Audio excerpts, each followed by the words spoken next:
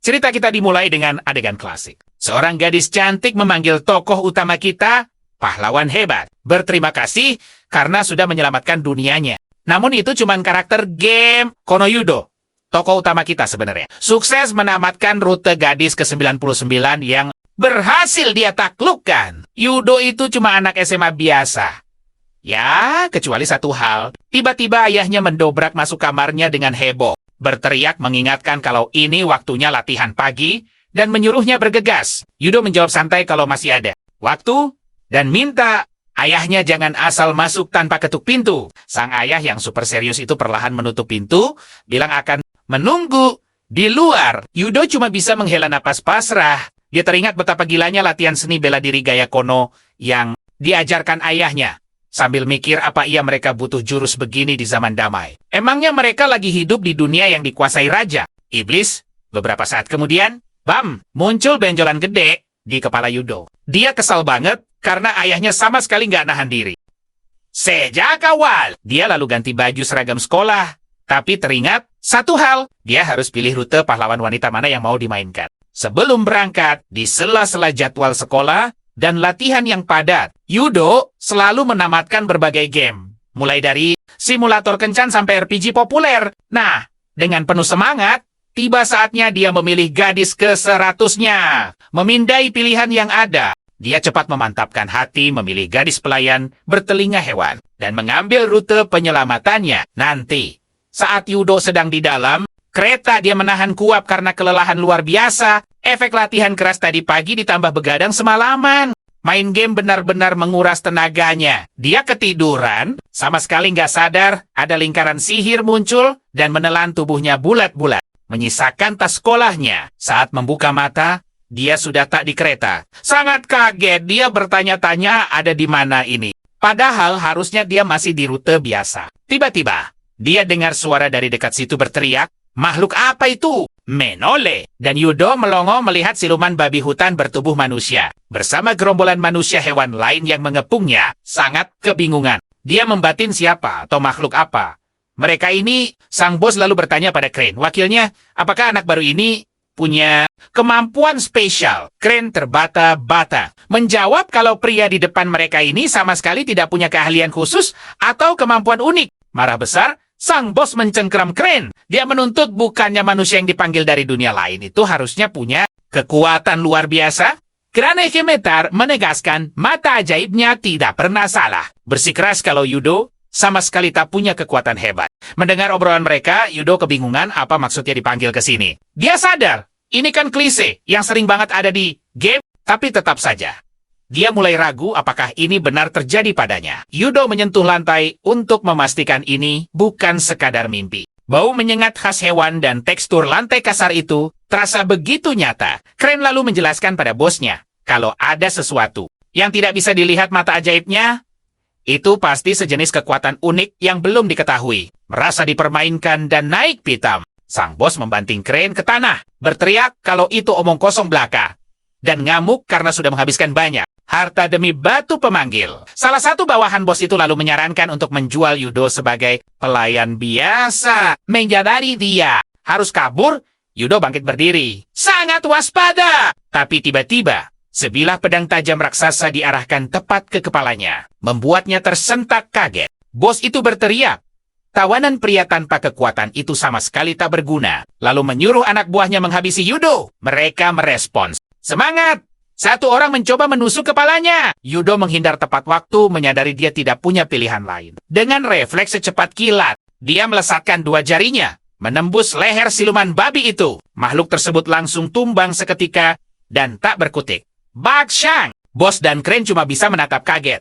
Sementara Yudo tersenyum tak percaya. Latihan konyol dari ayahnya selama ini ternyata berguna. Di sini, seni bela diri, gaya Kono nyatanya merupakan sistem pertarungan unik yang bertujuan untuk menggabungkan dan menyerap kelebihan semua gaya bertarung demi jadi seni bela diri paling sempurna. Teknik dari sistem pertarungan militer Rusia, Muay Thai, Tinju, Gulat Sabate, Aikido, Judo, dan banyak lagi sudah jadi keahlian Yudo. Dia bahkan telah menguasai lebih dari 60 seni bela diri berbeda. Bukan cuma bakat alami Yudo yang membuatnya sehebat ini. Keinginan yang sangat kuat untuk punya waktu main game telah memotivasinya berlatih dengan fokus super tinggi. Yudo lalu meninju Crane dan menendang siluman. Berkepala babi lainnya tepat di leher, menumbangkan mereka berdua seketika. Saat bergerak lincah melewati lawan-lawannya, dia membatin bahwa meski dia masih suka sebal dengan ayahnya, tapi ini terasa sangat memuaskan. Dia mulai berpikir, jangan-jangan sebagian dirinya memang haus pertarungan.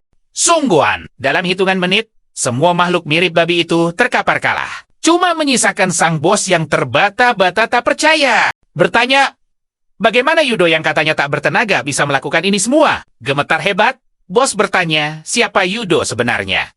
Yudo Nayaris menyebutkan nama aslinya, tapi lalu teringat pesan ayahnya. Dia adalah pewaris seni bela diri gaya kono, dan dia harus selalu memperkenalkan diri dengan gelar kebanggaan itu. Melesat ke arah sang bos, dia memperkenalkan diri sebagai Kono Yudo, lalu memukulnya telak di bagian dadanya, sambil menambahkan kalau dia ini cuma anak SMA biasa sama seperti yang lain. Sang bos pun terlempar menabrak tembok dan tamat riwayatnya seketika. Tepat pada detik epik itu, pria yang nantinya akan dikenal dan ditakuti sebagai sang raja iblis terlahir di dunia lain ini. Melihat semua makhluk mirip orc itu tumbang, Udo akhirnya sadar. Meskipun dia berhasil selamat, dia juga telah melenyapkan mereka. Situasi makin rumit nih. Dia tahu, dia harus segera mencari jalan pulang ke dunia asalnya sebelum semuanya makin kacau. Tanpa ponsel, tanpa konsol game kesayangannya. Udo benar-benar merasa tersesat. Tapi tunggu, tiba-tiba dia melihat layar bercahaya di depan bos yang kalah itu. Layar itu menyebutnya Guild Ace, seorang orc pedagang burak tanpa satupun kemampuan unik. Wah, ini persis jendela status di game. Udo pun menyimpulkan, musuhnya itu sungguhan orc, bukan babi biasa. Sistemnya lalu muncul tepat di depan wajahnya, menampilkan jendela status miliknya sendiri. Dia sampai terdiam. Ini beneran status milikku sendiri. Saat mengecek layar itu, bam! Ada 3 kemampuan unik. Pengambil keahlian, kontrak budak, dan mata iblis. Udo kebingungan. Bagaimana bisa dia tiba-tiba dapat 3 kemampuan hebat ini? Padahal harusnya dia lemah. Mengeklik pengambil keahlian, dia membaca deskripsinya dengan saksama. Yaitu kemampuan untuk mencuri jurus dari monster yang ditaklukkan. Dia tertawa pelan. Kebetulan yang luar biasa. Sama seperti saat dia menguasai ilmu bela diri dengan meniru teknik orang. Sekarang dia bisa mencuri kekuatan monster. Berarti sisa 2 keahlian lainnya ini juga kemungkinan besar berasal dari orc yang baru ditaklukkannya. Udo berpikir jendela status ini pasti berhubungan erat dengan kemampuan barunya, yaitu mata iblis miliknya, dan karena pengambil keahlian itu terlalu langka, kemampuannya jadi tak terdeteksi. Mengingat bagaimana dia tiba-tiba ditarik ke dunia ini tanpa aba-aba, dia mulai merasakan secercah harapan. Sepertinya semesta belum mengabaikannya. Dengan kekuatan pengambil keahlian serta mata iblis di tangannya, dia sangat bertekad penuh untuk terus bertahan hidup. Dia harus segera pulang demi menaklukkan pahlawan wanita ke-100 di gamenya. Sementara itu, di ibu kota kerajaan X-Pen, seorang gadis manusia hewan duduk manis di kamarnya. Dia asik membaca buku berjudul Pahlawan Ark Wars. Dia tersenyum riang. Sesering apapun dia membaca kisahnya, Ark tetap luar biasa memukau. Namun, tiba-tiba saja, seseorang memanggil namanya. Spak terkejut. Gadis itu langsung berdiri. Dia bergegas menuju meja depan, meminta maaf karena telah membuat tamunya menunggu lama. Wanita penjaga meja menyuruhnya menyambut pelanggan. Spa mengiyakan dengan ceria, lalu buru-buru berlari keluar sambil melangkah riang. Spa membayangkan hal manis. Apakah suatu hari nanti, pria kuat, tampan, berambut hitam, dan bermata gelap akan benar-benar muncul dalam hidupnya? Di saat yang sama, Udo, pria yang sangat cocok dengan deskripsi itu, terus menjelajahi dunia asing ini. Dia mencoba mencari barang berguna dari para orc yang baru saja dia tumbangkan. Udo sudah membulatkan tekadnya. Mengumpulkan informasi adalah kunci utama untuk bisa kembali ke dunia asalnya. Dia yakin, pasti bukan cuma dia yang ditarik ke sini. Pasti ada orang lain yang juga memiliki keahlian unik. Jadi, dia memutuskan untuk mencari orang dengan nasib serupa. Saat sedang menggeledah barang-barang milik si bos, dia menemukan koin mata uang lokal. Udo langsung paham. Uang dan sumber daya ini akan sangat krusial untuk bertahan hidup. Sambil meminta maaf pada tubuh bos itu, dia mengantongi koinnya. Lalu, dia melihat sebuah tas tergeletak di lantai. Setelah dicek, wah, Udo sadar itu adalah tas sihir bintang 4. Meski kapasitasnya terbatas, tas ini memungkinkannya untuk bebas menyimpan dan juga mengambil barang kapan saja. Sangat puas dengan temuan ini, dia langsung memasukkan tombak, uang, dan pakaiannya. Setelah itu, dia berganti ke pakaian baru, siap untuk bertualang. Tapi saat berjalan menuju pintu keluar, kejutan muncul. Seekor slime merah level 1 tiba-tiba menghalangi jalannya. Awalnya, dia ragu. Apa ini beneran slime? Makhluk itu mendekat, sangat imut. Tapi sedetik kemudian, boom! Slime itu langsung berubah wujud jadi monster raksasa yang mencoba menelannya hidup. Hidup! Bergerak kilat, Udo menarik tombak andalan dari dalam tas ajaibnya. Jlep! Dia menusuk makhluk itu, membuat cairan slime memuncrat kemana-mana. Meski gampang ditaklukkan, dia mengingatkan dirinya untuk selalu waspada. Udo lalu memutar otak. Apakah monster yang ditaklukkan akan menjatuhkan uang atau barang layaknya di dalam game? Kalau ternyata tidak, mengalahkan mereka mungkin cuma buang-buang tenaga saja. Namun kejutan datang. Sebuah pesan sistem tiba-tiba muncul di hadapannya. Jendela itu menunjukkan bahwa dia baru saja mendapat 1 dari 10 poin pertahanan api. Bakat baru nih. Tersadar, dia harus mengalahkan 9 slime lagi untuk menaikkan level pertahanan apinya secara maksimal. Udo memutuskan untuk menghabisi mereka secepatnya. Namun, sialnya, segerombolan slime merah tiba-tiba mengepungnya secara bersamaan. Kewalahan karena jumlah mereka terlalu banyak. Udo lari secepat kilat menuju tebing terdekat untuk kabur. Dari sana, dia melihat kota di kejauhan. Tak lama setelah perjalanan melelahkan itu, Udo akhirnya tiba di gerbang kota. Sebuah papan tanda dengan jelas menyebutnya X-Pen. Ini adalah ibu kota kerajaan Lordland. Dia sangat terkejut karena ternyata bisa membaca tulisan tersebut. Setelah berkeliling sejenak, dia mengetahui satu hal penting. Para penghuni dunia ini rupanya diklasifikasikan sebagai ras manusia. Dan Udo tampaknya masuk dalam kategori yang sama.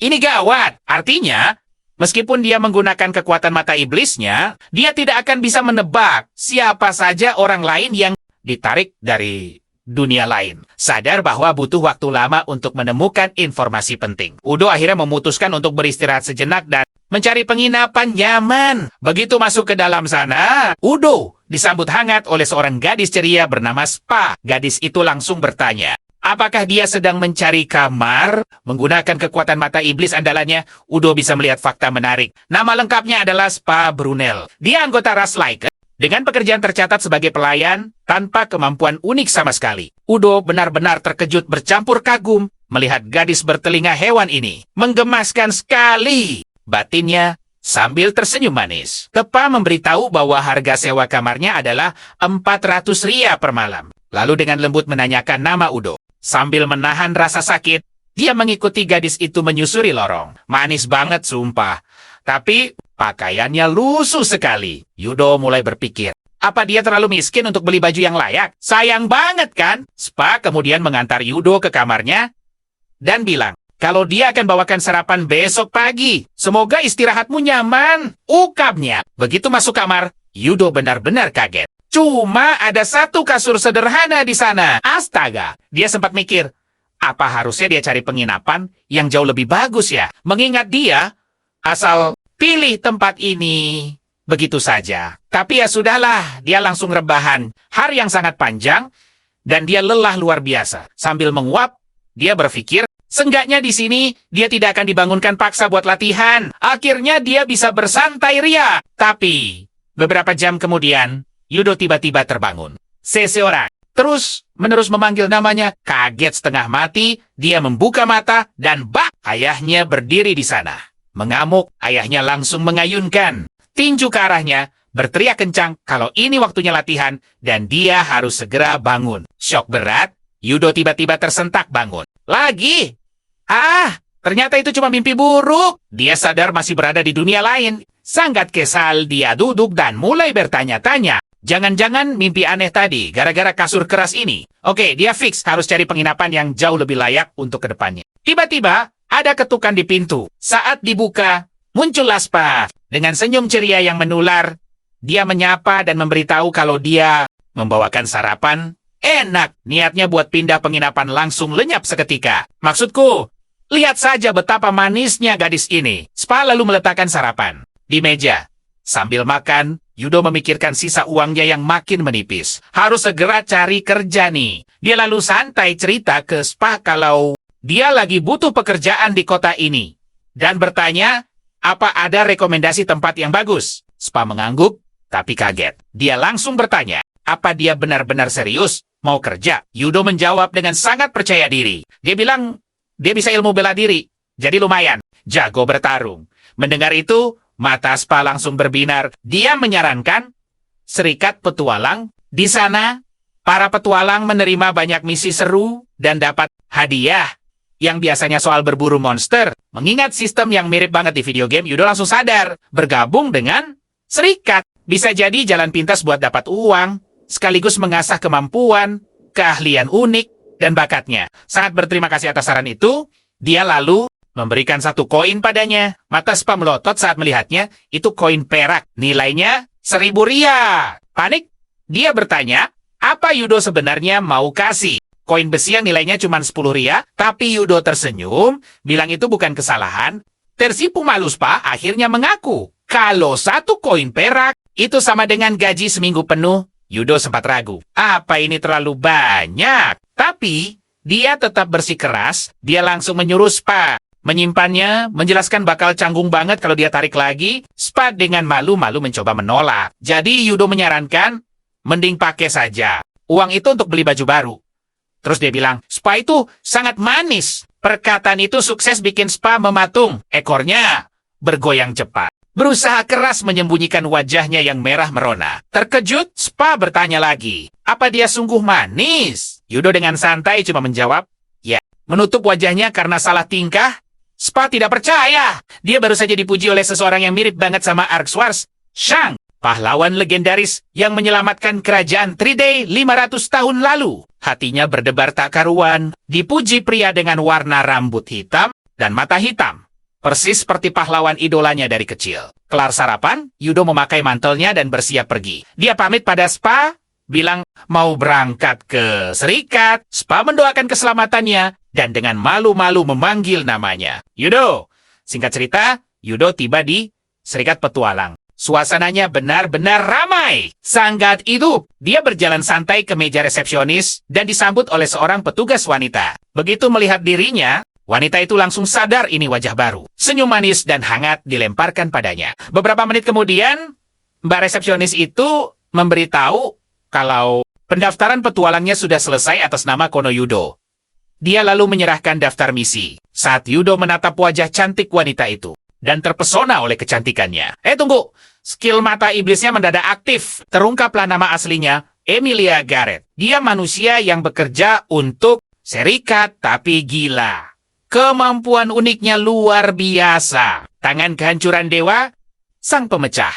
Kemampuan tingkat tinggi yang membuat tangan kirinya itu bisa membatalkan sihir dari benda apapun yang disentuhnya. Syok berat melihat kekuatan hebat itu. Yudo buru-buru menenangkan diri. Sementara itu, Emilia yang sadar ditatap langsung bertanya apa ada yang salah. Yudo ngeles dong, bilang semuanya aman terkendali. Emilia lalu menunjukkan pada Yudo daftar misi yang cocok untuk levelnya dan bertanya apa ada yang bikin dia tertarik. Yudo dengan penuh percaya diri menjawab, kalau dia bakal ambil semua misi penaklukan. Emilia mengangguk paham. Padahal di dalam hati, Yudo diam-diam membatin. Bayarannya terlihat sangat kecil ya. Apalagi dia harus mengalahkan sekitar 30 monster dalam 2 malam. Dia sempat berpikir, apa lebih baik dia segera mencari kerjaan di luar serikat aja ya, biar gajinya lebih besar. Emilia lalu memberinya perlengkapan pemula, mendoakan perjalanannya aman. Dan Yudo menerimanya, memutuskan buat coba dulu deh misi ini. Tak lama, di hutan terdekat, Yudo berjongkok mengendap-endap di balik semak, mengawasi sekelompok monster kelelawar yang terbang tepat di atas. Fokus, bidik, wis, tombak dilempar.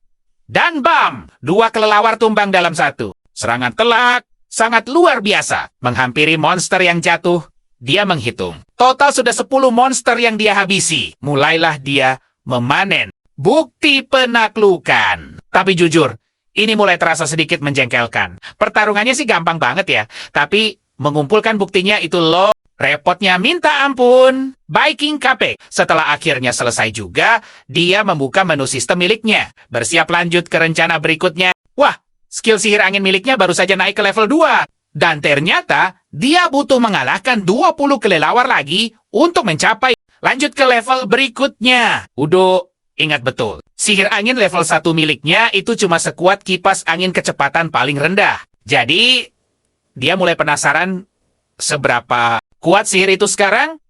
Dia langsung mengaktifkannya. Wish, sebuah hembusan angin kecil keluar. Tapi astaga, bunga-bunga di depannya bahkan nyaris tidak goyah sama sekali. Kesiwa berat, ya ampun.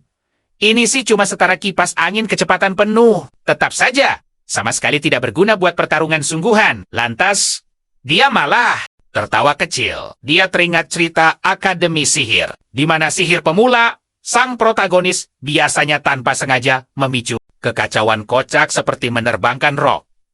Tapi sihir anginnya jauh banget dari level kekuatan seepik itu. Jadi, dia sadar betul, dia harus terus meningkatkan level dengan menyelesaikan lebih banyak misi. Setelah perburuan yang sukses, Udo kembali ke markas petualang. Di sana Emilia menyambutnya dengan senyum hangat. Terima kasih atas kerja kerasmu. Begitu sapanya sambil menyerahkan hadiah koin atas keberhasilannya.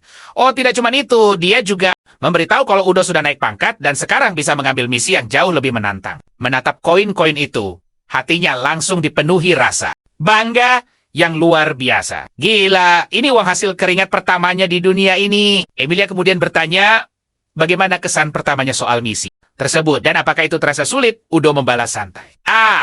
Tidak terlalu buruk kok. Walaupun, jujur saja, rasanya jauh lebih merepotkan saat harus mengumpulkan bukti kekalahan monster itu daripada benar-benar menaklukkan mereka. Emilia pun tersenyum dan menyarankan, kalau dia merasa repot memanen bukti-bukti itu, coba saja bentuk kelompok dengan beberapa teman. Dia juga menambahkan kalau Udo bisa mulai membeli perlengkapan atau senjata yang lebih bagus di toko resmi serikat, biar lebih mudah melawan monster kuat. Setelah itu, Udo berjalan keluar meninggalkan serikat. Sambil terus memikirkan ide soal teman, punya sekutu, memang bakal bikin semuanya jauh lebih gampang. Tapi, dia sadar identitas aslinya harus tetap dirahasiakan rapat-rapat, dan itu bisa jadi sangat merepotkan. Coba saja para ork itu tidak memanggilnya ke sini. Dia yakin pasti sekarang sedang sibuk menyelamatkan gadis telinga hewan di game dunia lain.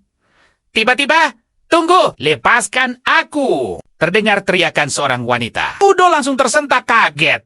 Dia menoleh cepat dan melihat seorang pria mencengkeram Spica, pelayan penginapan itu. Pria itu membentaknya untuk diam. Astaga, dua pria sedang melecehkannya. Tanpa basa-basi, Udo melangkah mendekat. Ada apa ini? Kan janja. Spica langsung menatapnya. Tapi pria botak itu malah berbalik marah, mencengkeram kerah Udo dan membentak, menanyakan siapa dia sebenarnya. Menyuruhnya jangan ikut campur urusan orang. Dengan sangat tenang, Udo langsung memegang tangan pria itu, lalu meremasnya kuat-kuat. Sebaiknya kau jawab dulu pertanyaanku, balas Udo dingin. Pria yang satunya langsung pucat pasi, terbata-bata karena gugup, dan menjelaskan, kalau mereka ini penagih utang, dia langsung menunjukkan kontrak kepada Udo. Merinci utang yang ditinggalkan oleh ayah Spica yang telah tiada. Totalnya 55.000 ria. Pria botak itu menyela, bilang kalau Spica sebenarnya sudah mencicilnya pelan-pelan. Tapi mereka merasa itu terlalu lama dan memutuskan untuk menjualnya ke pedagang saja. Dia bahkan menyeringai, berkata kalau meskipun gadis ini adalah manusia serigala, penampilannya yang cantik pasti bikin dia terjual sangat mahal. Tanpa ragu sedikit pun, Udo langsung mengeluarkan koin emasnya, menyerahkannya kepada pria botak itu, dan menyatakan akan melunasi semua utangnya. Si botak menangkap koin-koin itu dengan mata berbinar, buru-buru memeriksa keasliannya. Sementara itu, rekannya cuma bisa melongo tak percaya, bertanya, apakah Udo ini petualang terkenal sampai punya uang sebanyak itu? Mengabaikan itu, Udo menyuruh mereka menyerahkan kontraknya. Tentu saja, mereka langsung memberikannya dengan cepat sebelum lari terbirit-birit, berterima kasih atas uangnya. Emosi memuncak. Udo meremas kontrak itu, tapi kemudian dia membatalkan niatnya untuk membuangnya begitu saja. Dia menyelipkannya ke dalam tas. Saat itulah dia sadar, Spica sedang menatapnya penuh rasa takjub, benar-benar tersentuh, dan saat Matahari perlahan mulai terbenam. Udo tersenyum lembut dan mengajaknya kembali ke penginapan bersama-sama. Spika langsung mengangguk setuju. Tapi, di sepanjang jalan, Udo malah menangis dalam hati. Astaga, dia baru sadar seluruh hartanya ludes cuma demi sok jadi pahlawan. Tiba-tiba, Spika memanggil namanya lembut. Dia menoleh dan melihat gadis itu. Menatapnya dengan raut wajah campur aduk antara rasa syukur dan rasa bersalah yang amat dalam. Dia mengucapkan terima kasih, lalu meminta maaf dengan air mata yang mulai berlinang, mengaku kalau dirinya sudah sangat merepotkan, telinga serigalanya terkulai sedih ke bawah. Melihat itu, pertahanan Udo hancur. Dia tidak bisa bohong kalau itu terlihat luar biasa menggemaskan. Berusaha menenangkannya, Udo tersenyum dan menyuruhnya santai saja. Toh, uang logam darinya sebelumnya yang malah bikin Spika jadi incaran. Tapi, gadis itu bersikeras kalau ini murni kesalahannya karena gagal melunasi utang sang ayah. Dengan tekad bulat, dia berjanji pasti akan mengembalikan semua uang itu kepadanya suatu hari nanti. Lalu, dengan wajah merona merah, dia bertanya malu-malu, apakah Udo mengizinkannya membalas budi dengan cara tertentu? Jelas saja Udo kaget dan bingung. Maksudnya, Spika ragu-ragu sejenak, lalu dengan suara pelan memohon agar Udo membiarkannya menjadi abdinya. Mendengar itu, Udo membeku, syok, sekaligus bingung. Spika membungkuk berkali-kali. Dia panik, meminta maaf karena sudah kelewatan berani menyarankan diri sebagai abdinya. Menjelaskan kalau statusnya itu jauh terlalu rendah untuk posisi sehebat itu. Di sisinya, Udo yang salah tingkah langsung tergagap. Bertanya kenapa juga gadis ini malah nekat ingin mengabdi padanya. Dia pun menjelaskan kalau pekerjaannya selama ini membuatnya sangat peka menilai orang. Dan tebak apa? Dia sangat yakin kalau Udo ini ditakdirkan untuk hal-hal yang luar biasa. Dia ingin berada di sana untuk menyaksikannya sendiri. Udo buru-buru merendah, menepis pujian itu. Dia menjelaskan kalau dia cuma kebetulan memakai sebuah trik bertani sederhana untuk mengumpulkan sumber daya. Lagi pula, punya seorang pengikut mungkin bakal sedikit merepotkan baginya. Tapi kamu tahu apa? Spika justru menekankan kalau di dunia ini, petualang bepergian membawa pengabdi itu sudah hal biasa. Malah, bakal kelihatan sangat aneh dan mencurigakan kalau kamu keliling sendirian tanpa bawa siapapun. Fakta ini bikin Udo terdiam. Pipinya sedikit merona. Kalau memang begitu tradisinya, mungkin punya teman perjalanan. Seperti Spika, tidak akan terlihat aneh sama sekali kan? Spika kemudian membungkuk lagi. Terbata-bata, bersumpah kalau dia siap melakukan apa saja, asalkan dia menerimanya untuk terus berada di sisinya. Agak terkejut, Udo akhirnya mengangguk setuju. Tapi tunggu, dia menambahkan satu syarat sebenarnya. Dia lebih mencari seorang teman. Udo akhirnya memanggil Spika dengan namanya. Momen yang manis banget kan? Ekor gadis itu langsung bergoyang super girang saat dia berterima kasih. Tapi tunggu, dia mendadak diam. Spika kebingungan dan bertanya, kapan aku ngasih tahu namaku? Udo langsung minta maaf dan mulai menjelaskan. Ternyata dia punya kemampuan unik bernama mata iblis. Skill gila yang bisa melihat status orang lain. Mata Spika langsung berbinar kagum. Gadis itu bertanya, apa Udo seorang pemilik skill? Udo mengangguk, mantap. Lalu, dia penasaran soal satu hal kemampuan kontrak pelayan miliknya. Apa dia bisa langsung membuat kontrak pelayan? Dengan semangat menggebu, Spika menjelaskan kalau biasanya orang-orang harus membayar biaya mahal ke serikat pedagang buat bikin kontrak itu. Tapi untungnya, skill Udo bikin dia bisa memotong jalur itu. Prosesnya bisa dia lakukan sendiri. Mata Spika berbinar cerah sampai Udo mikir, jangan-jangan gadis ini malah suka dengan peran penurut begini. Spika benar-benar memohon agar kontraknya segera dimulai. Jadi, Udo sedikit menggigit jarinya untuk menyalurkan energi, lalu menekannya tepat ke punggung. Tangan gadis itu, sebuah tanda muncul. Ikatan mereka resmi terbentuk. Spika dengan sangat bangga memamerkan tanda itu, bersorak kegirangan, karena dia sekarang resmi jadi pelayannya. Dia melompat-lompat super bahagia, bikin Udo cuma bisa geleng-geleng kepala. Benar-benar kejutan yang sama sekali tidak terduga. Siapa yang sangka coba? Seorang gadis telinga hewan manis jadi rekan pertamanya di dunia ini. Dengan suara yang super lembut, dia memanggil Udo sebagai tuannya. Dia menjelaskan, gara-gara tanda itu, dia tidak akan pernah bisa menolak perintah. Spika bahkan menantangnya buat mencoba memberikan satu perintah. Udo langsung kaku. Benar-benar kaget dengan permintaan mendadak ini. Tapi Spika meyakinkan, dia pasti menuruti apapun yang Udo katakan. Nah, Disinilah otak isengnya mulai jalan. Dia teringat game-game fantasi di mana karakter utama bisa pakai sihir untuk bikin skenario iseng, seperti mengangkat rok dengan ragu. Dia bergumam, pakaian dalam. Sumpah, ini cuma demi menuntaskan rasa penasarannya soal gaya pakaian di dunia ini. Apa bedanya sama game yang dia tahu? Saat asik berpikir, dia sadar satu hal. Game-game fantasi selalu punya gaya pakaian super unik. Dan jujur saja, sikap sangat penurut dari Spica ini sukses memancing sisi jahil dalam diri Udo. Karena perintahnya kurang jelas, Spica yang kebingungan meminta ketegasan. Dengan wajah panik dan malu, Udo akhirnya nekat, menyuruhnya mengangkat rok. Spica jelas kaget luar biasa mendengar perintah gila itu. Tapi tanda kontrak di tangannya mulai bercahaya. Tanda itu memaksanya perlahan mengangkat rok, memperlihatkan pakaian dalam renda merah mudanya yang manis. Mata Udo langsung fokus.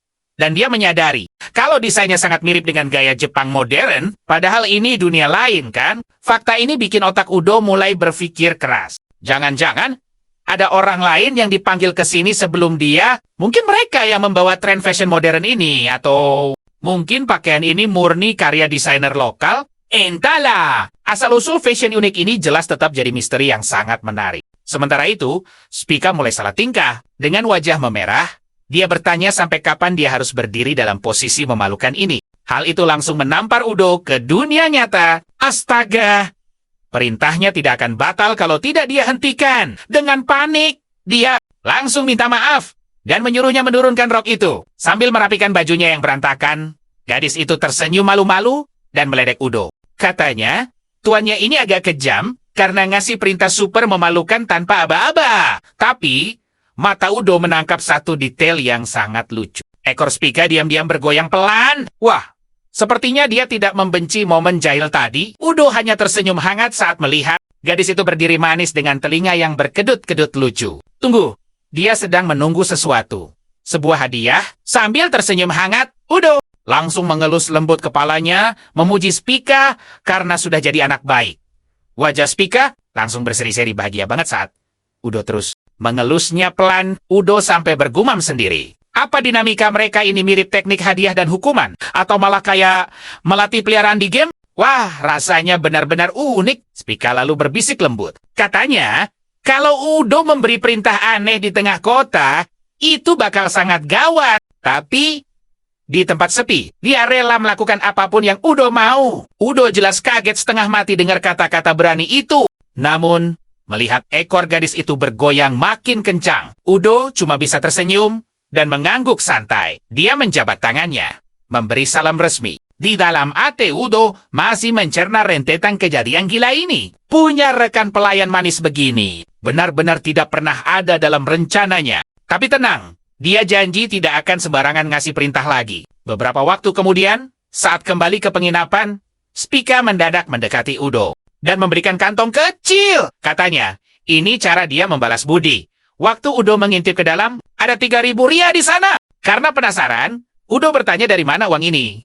Spica bilang itu adalah uang pesangon yang dia dapat dari sang pemilik penginapan. Bayangkan, kerja 4 tahun tapi nominalnya sekecil itu. Udo jelas menolak mentah-mentah. Dia tidak mau menerima uang yang sangat berharga itu. Tapi Spica bersikeras untuk membayar semua utang budinya. Udo lalu tersenyum manis, meyakinkan kalau gadis itu bisa membalasnya lewat hadiah misi. Udo juga menyuruhnya memakai uang itu untuk keperluan sendiri. Mendengar itu, Spica terdiam sejenak. Dia menatap lekat kantongnya, lalu menatap Udo, dan berbisik kalau dia ingin pergi ke suatu tempat. Tidak lama setelah momen manis itu, tahu-tahu Udo sudah berada di sebuah penginapan super mewah. Akhirnya, dia menikmati mandi air panas pertama setelah 2 hari. Benar-benar gila ada fasilitas semewah ini di sini. Usut punya usut, pancurannya ditenagai oleh batu mana air. Itu loh, inti slime biru yang dipenuhi aliran sihir elemen air murni. Keluar dari kamar mandi pakai jubah santai, dia langsung iseng memuji Spica yang sudah naik level. Tapi sedetik kemudian,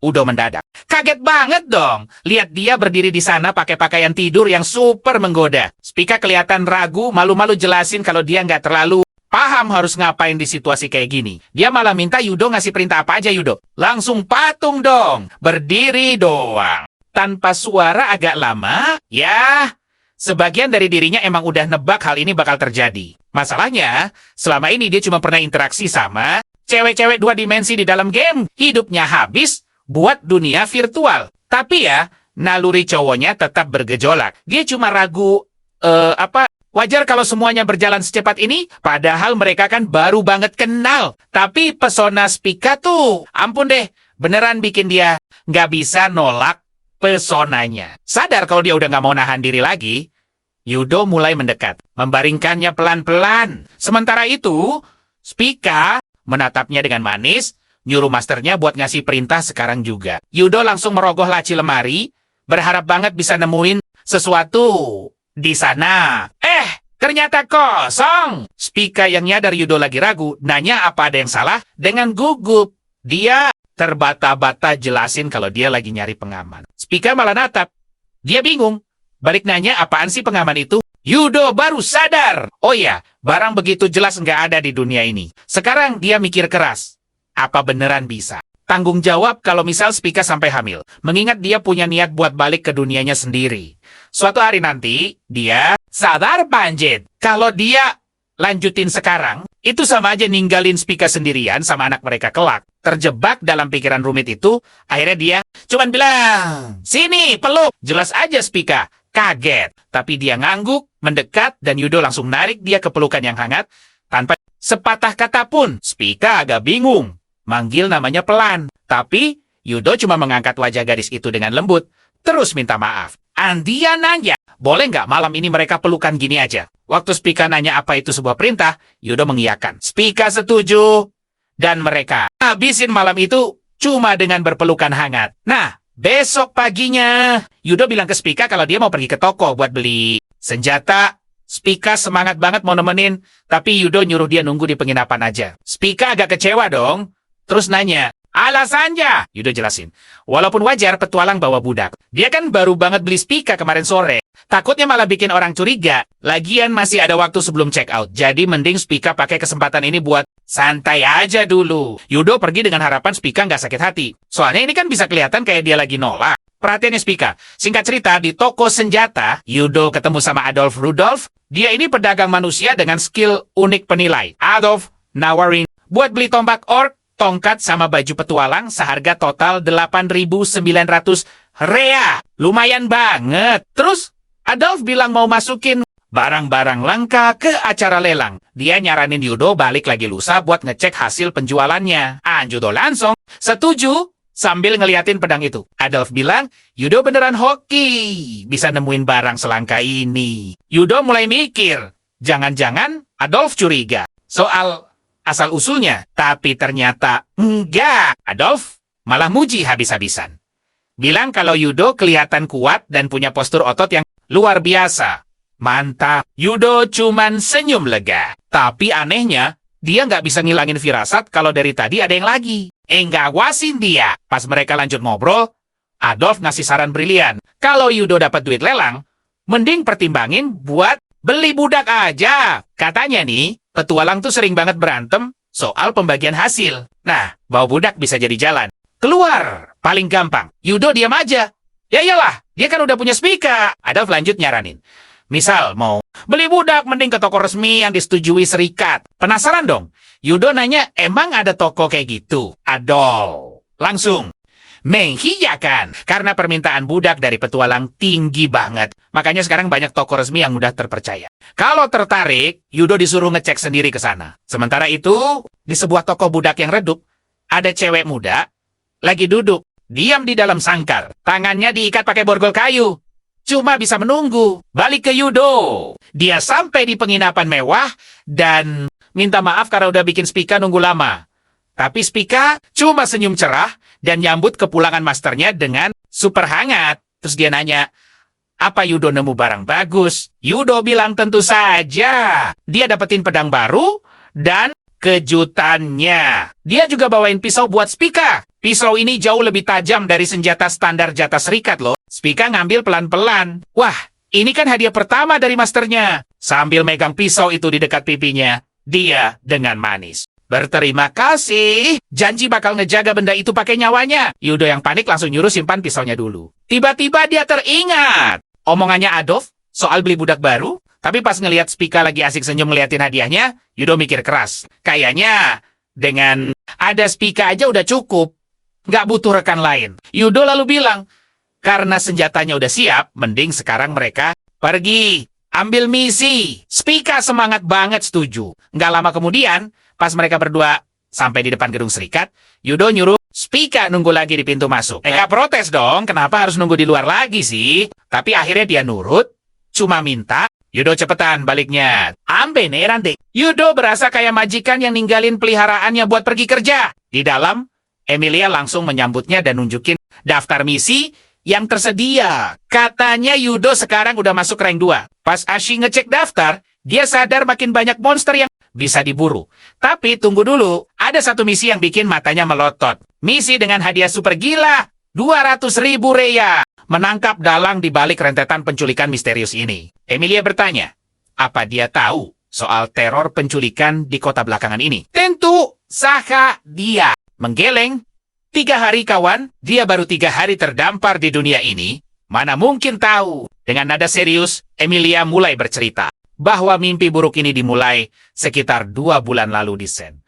Target utamanya, gadis-gadis remaja, hilakan, dan meskipun para satria sudah turun tangan, pelakunya masih bagai hantu. Bener licin. Sampai-sampai, sang raja sendiri turun tangan meminta bantuan Gil. Mendengar itu, jantungnya langsung berdegup kencang.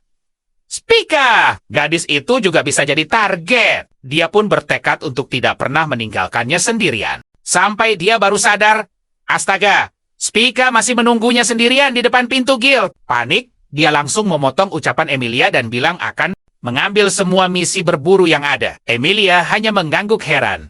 Dan wes, dia langsung melesat keluar. Di sana, Spica menyambutnya dengan senyum paling ceria sedunia. Sambil terengah-engah, dia menghela napas lega luar biasa. Spica jelas kebingungan melihatnya. Tak lama, setelah mereka sampai di pegunungan Legel, dia langsung mengecek keadaan Spica. Pesannya jelas, bilang kalau kamu lelah. Ya, tapi gadis itu dengan cepat meyakinkan bahwa dia sangat baik-baik saja. Ingat, dia itu seorang Lycan ras dengan stamina luar biasa. Namun, saat ditanya apakah dia punya pengalaman melawan monster, dia nyengir canggung dan menggeleng. Dia jarang keluar kota, lagi pula. Tapi, dengan nada agak panik, dia buru-buru menambahkan, kalau demi dirinya, dia siap menerjang monster apapun di depan mata. Nyali luar biasa. Meskipun badannya jelas-jelas gemetaran ketakutan. Melihat itu, dia hanya bisa tertawa hangat. Tidak.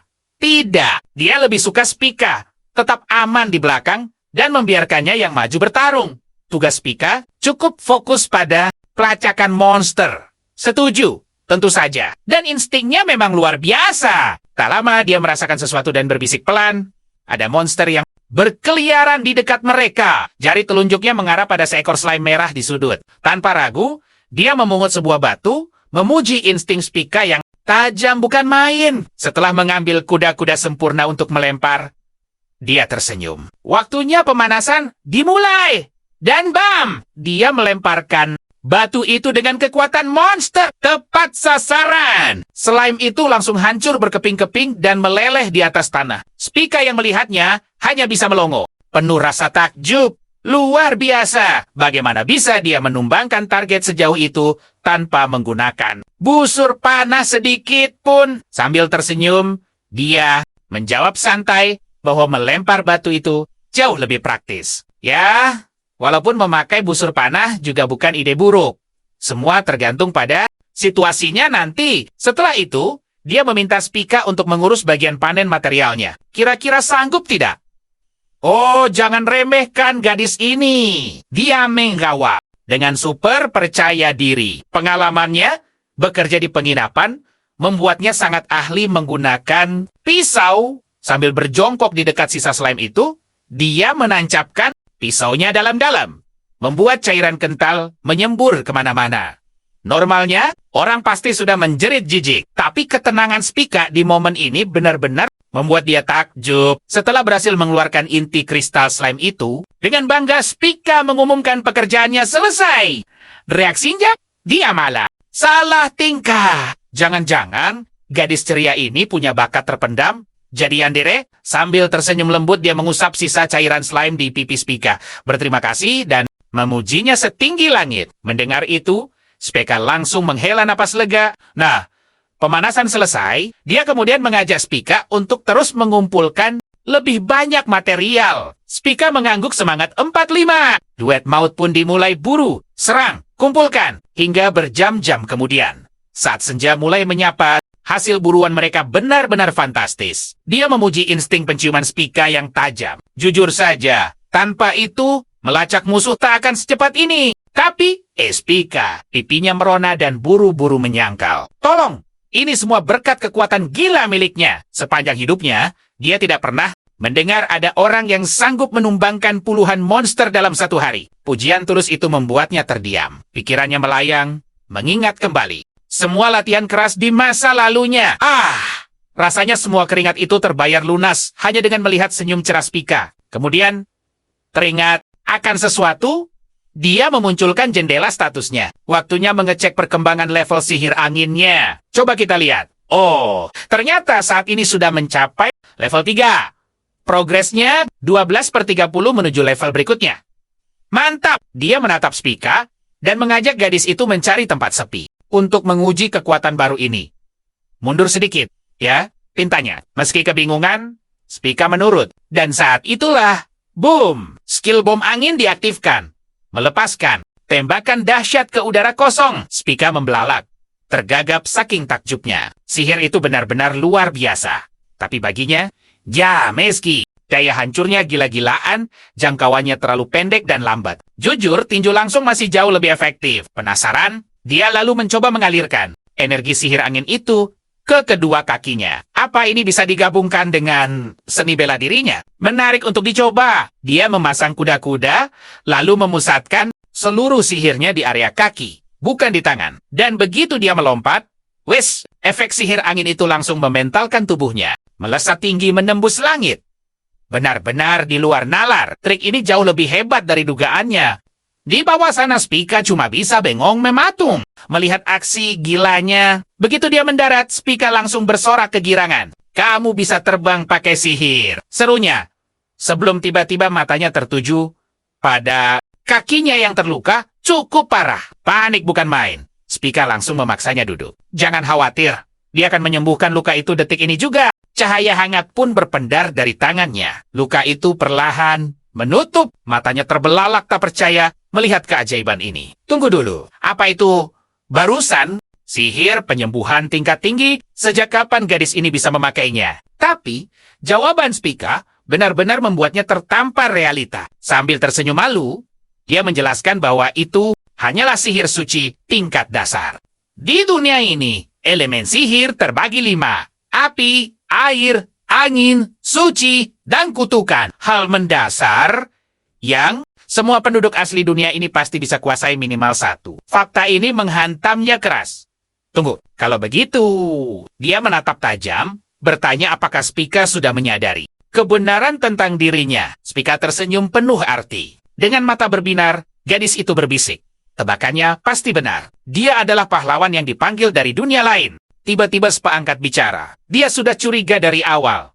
Ada hal aneh dengan jagoan kita ini. Pengetahuannya soal dunia ini benar-benar nol besar. Jujur saja, kekuatannya sungguh di luar nalar. Sangat tidak wajar. Persis seperti seseorang yang memiliki kemampuan unik dan sangat super langka, yang biasanya sering dikaitkan dengan pahlawan panggilan dari dunia lain. Tapi, jagoan kita santai menjawab. Kekuatannya sama sekali bukan dari sihir. Unik. Waktunya jujur. Dia akhirnya menceritakan rahasia terbesarnya. Tebakan Spa 100% akurat. Dia memang manusia biasa yang tiba-tiba saja terpanggil dari dunia yang lain. Sebuah dunia damai tanpa monster mengerikan sama sekali. Keluarganya mengelola dojo bela diri tradisional.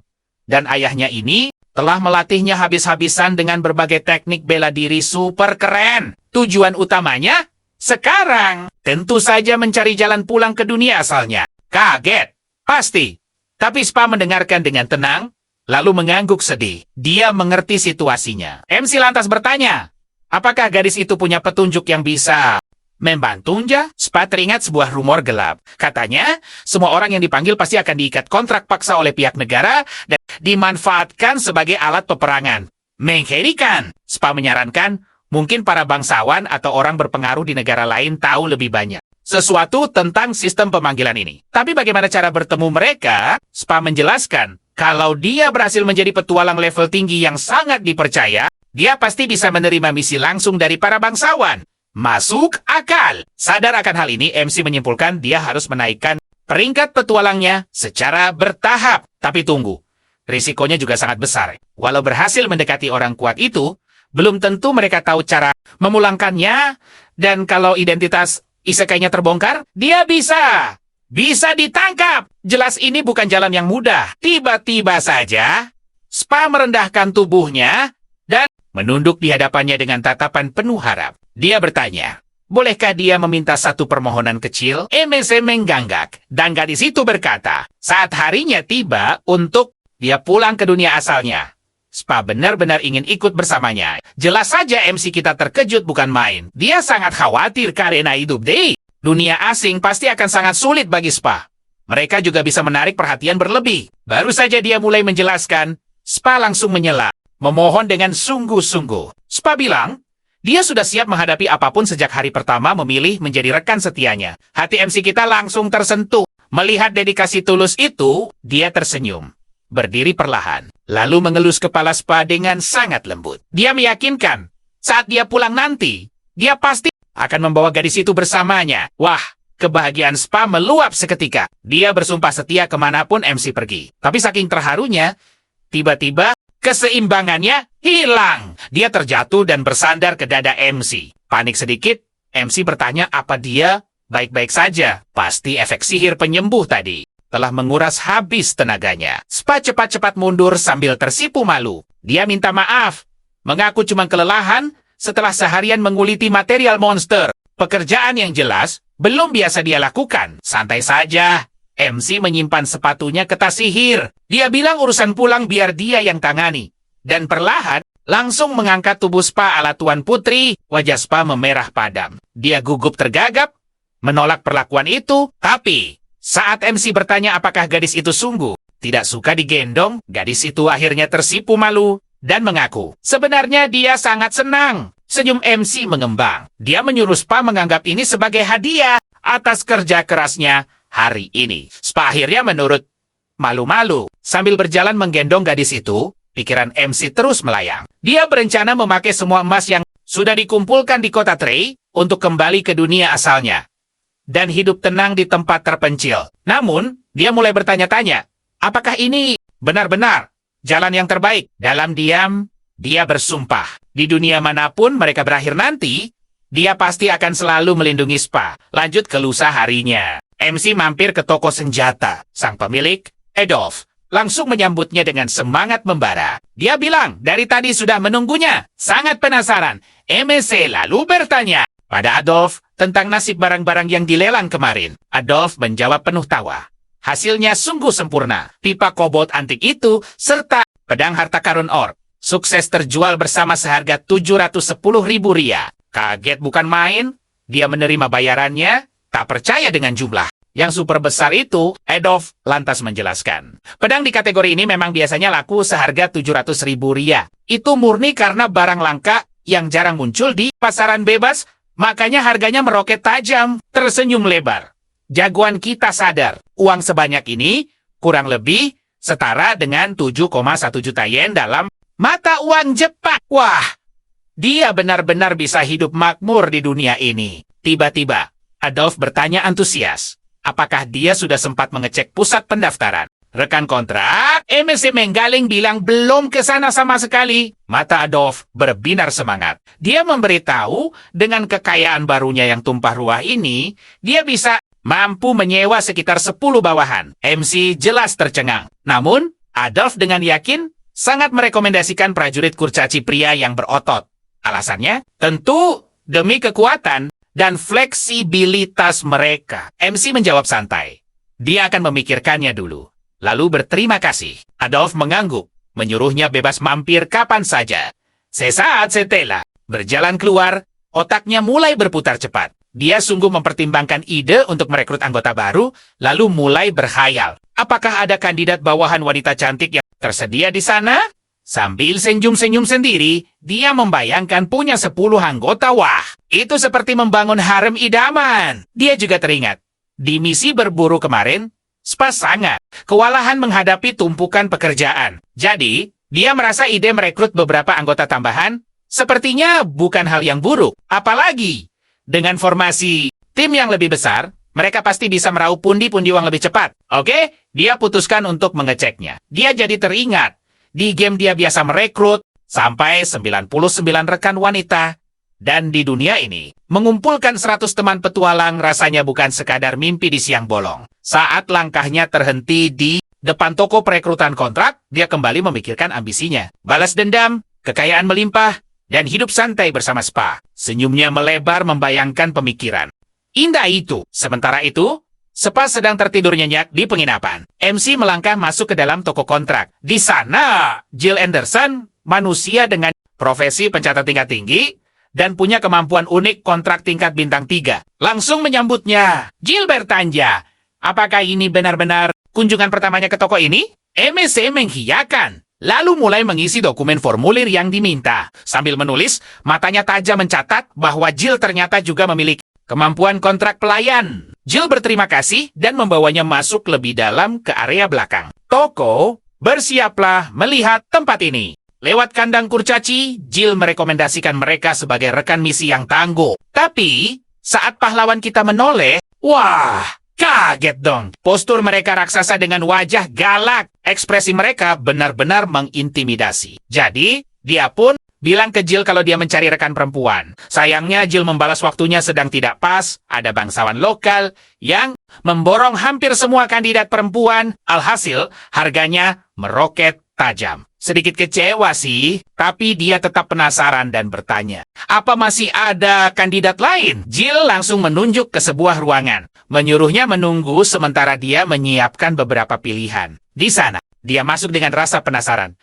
Siapa ya yang bakal muncul? Tak lama kemudian, Jill membawa seorang wanita bertubuh kekar dengan tanduk dan sisik naga. Jill menjelaskan kalau dia ini ras setengah naga, petarung luar biasa dengan kemampuan tempur mengerikan. Harga bukaannya 70.000 rupiah. Dia bertanya, apa ini sistem lelang? Jill mengangguk membenarkan, lalu menjelaskan aturan mainnya. Kalau dalam 48 jam tidak ada tawaran lain, gadis itu miliknya. Memang terlihat sangat kuat, tapi sayangnya, bukan itu yang dia cari. Bayangkan saja Spika pasti ketakutan lihat ras naga begini. Lagi pula, dia cuma butuh bantuan untuk menguliti hasil buruan. Jadi, dia mencari kandidat yang posturnya mirip Spika.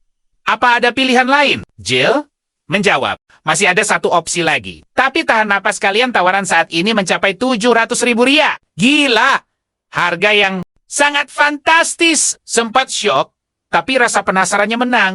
Dia sanggup bayar dan ingin melihatnya. Jill langsung tersenyum lebar dan berjanji akan segera membawanya keluar. Setelah mengantar wanita naga itu kembali, Jill muncul lagi membawa kandidat baru. Sambil berterima kasih atas kesabaran pelanggannya. Dan wow, dia langsung terpukau. Gadis itu bernama Sylvia Landberg, sangat cantik putri dari seorang mantan satria ternama. Dia sadar umur Sylvia sebayanya. Cantik luar biasa, tapi ada janghane. Mata gadis itu terlihat kosong melompong.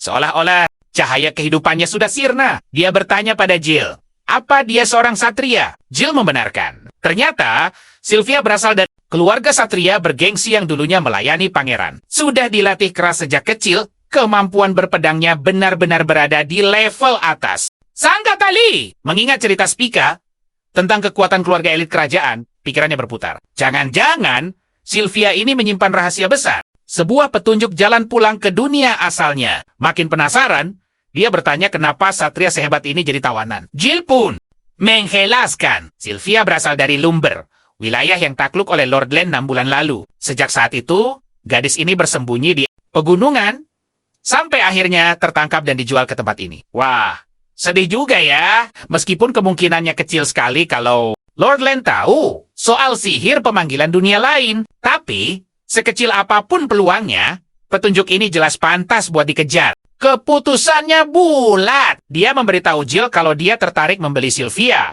tapi dengan satu syarat, ingin bicara berdua saja. Jill langsung memperingatkan. Sylvia punya sedikit masalah kepribadian dan bisa bersikap sangat kasar. Dia cuma tersenyum santai dan langsung menebak. Pasti itu alasannya gadis ini diberi segel khusus yang menahan emosi dan suaranya. Kan, Jill langsung membenarkan tebakan tajam itu. Sylvia memang dilarang keras bicara atau menunjukkan emosi apapun. Kalau dibiarkan bebas, jelas bakal sangat merepotkan. Tapi tokoh utama kita bersikeras meminta Jill melepaskan segel itu sebentar saja. Dia benar-benar harus bicara langsung padanya. Awalnya Jill ragu, tapi akhirnya mengalah juga. Apalagi dibilang menyembunyikan sifat asli kandidat itu. Sama saja membohongi pelanggan kan? Masuk akal juga. Namun, Jill mengingatkan kalau pihak toko lepas tangan atas segala tindakan kasar yang mungkin terjadi. Dia mengangguk paham. Jill lalu membisikkan mantra rahasia untuk melepas segel tersebut dan membungkuk sopan. Dia pamit keluar selama 10 menit. Dan coba tebak, begitu pintu tertutup, boom! Ekspresi Sylvia langsung berubah. Kesadarannya kembali penuh. Tatapannya sedingin es, menembus tajam. Dengan nada ketus, dia langsung menuntut sebenarnya apa rencana pria ini. Mengira memberi kebebasan sesaat itu sebuah kebaikan. Atau berharap trik murahan begini bisa bikin dia luluh. Oh, jangan harap. Gadis itu mendecis sinis. Menuduhnya cuma menganggap tawanan sebagai mainan baru. Tapi hero kita tetap santai. Menjawab tegas. Dia sama sekali tak berniat buruk.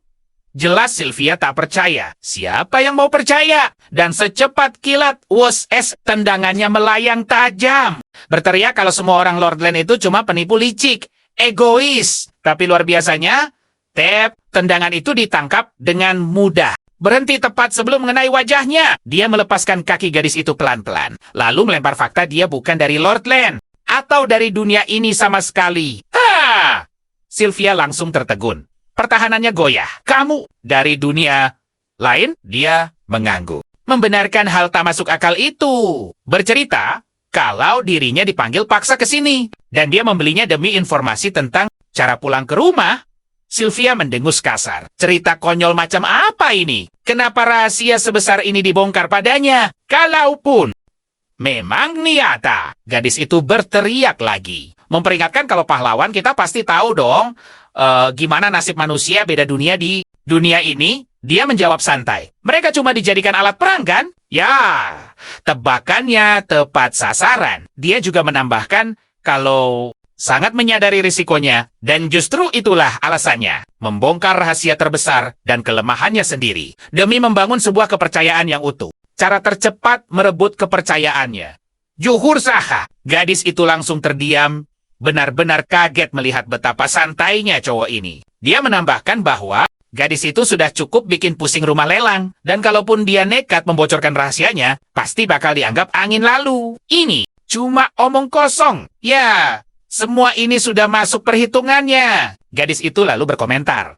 Cowok ini terlalu jujur untuk ukuran negosiator. Apalagi sampai membongkar niat aslinya sejelas itu. Tapi sejujurnya, dia mengaku sudah salah sangka. Awalnya dia pikir cowok ini cuma cowok mesum biasa.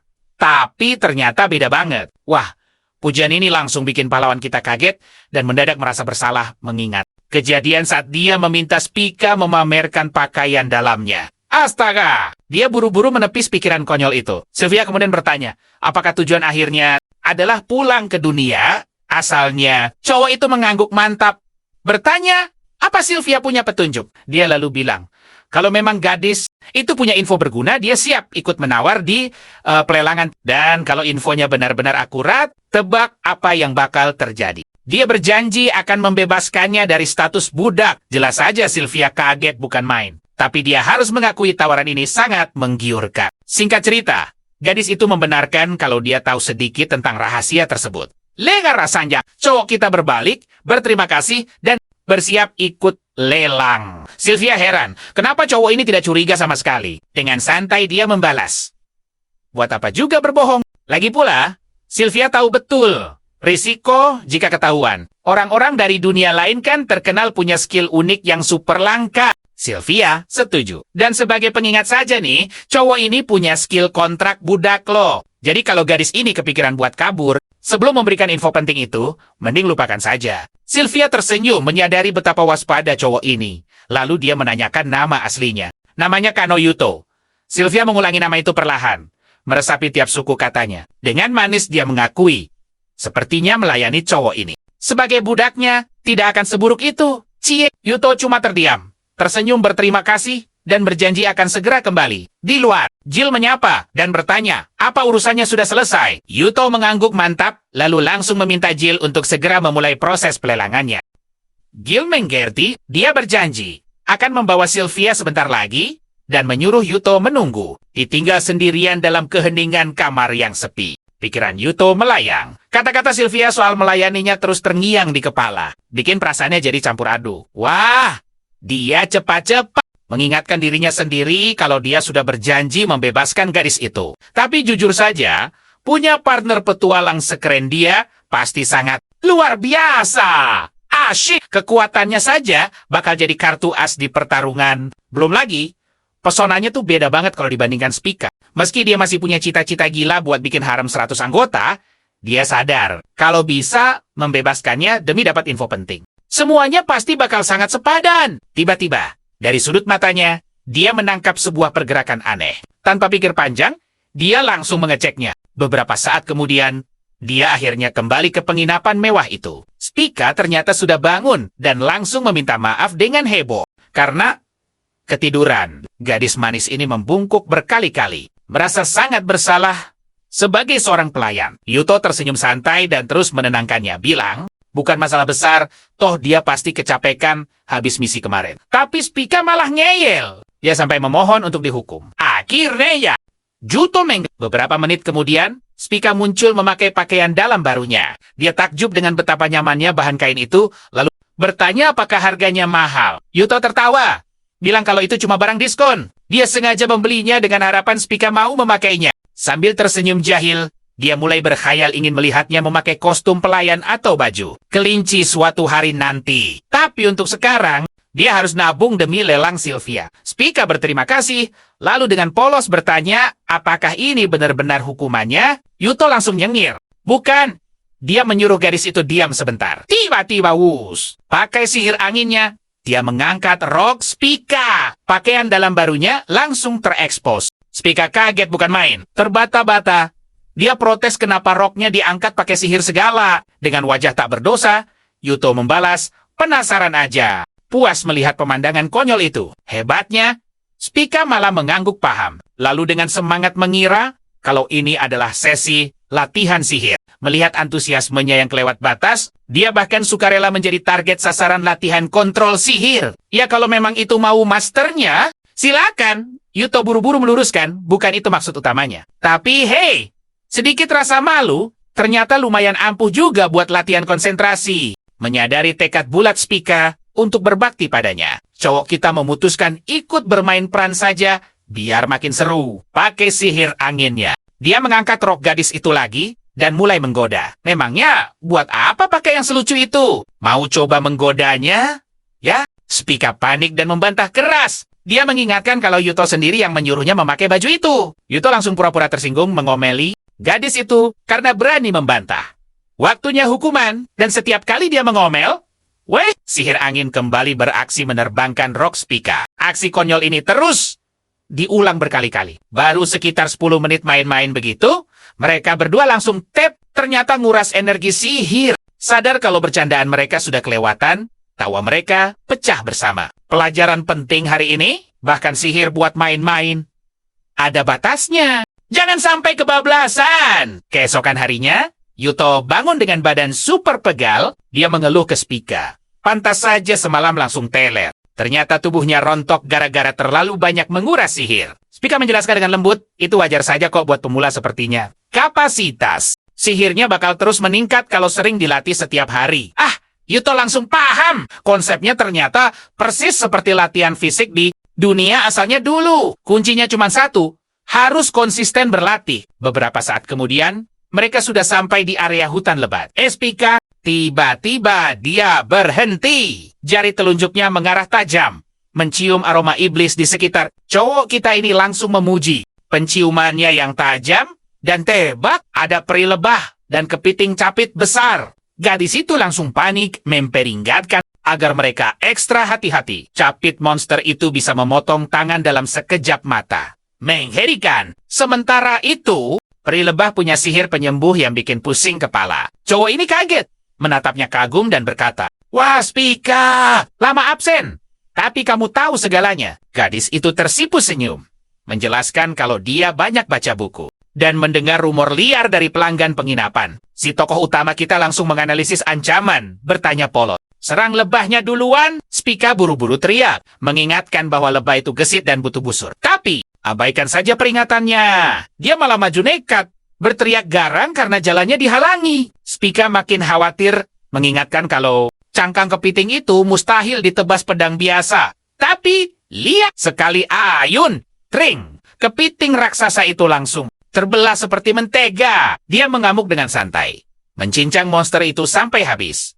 Spika cuma bisa bengong, kaget, padahal dia baru mau bilang, "Serang sendinya." Saat peri lebah mulai kabur ketakutan, Spika langsung histeris. Menyuruhnya mengejar. Tanpa ragu, cowok kita melompat tinggi, menebas satu lebah, lalu mendarat mulus. Keren banget, sajangnya. Masih ada 2 lebah yang melesat pergi. Sihirnya sedang melemah. Dan kalau dia nekat mengejar, Spika bakal tertinggal sendirian.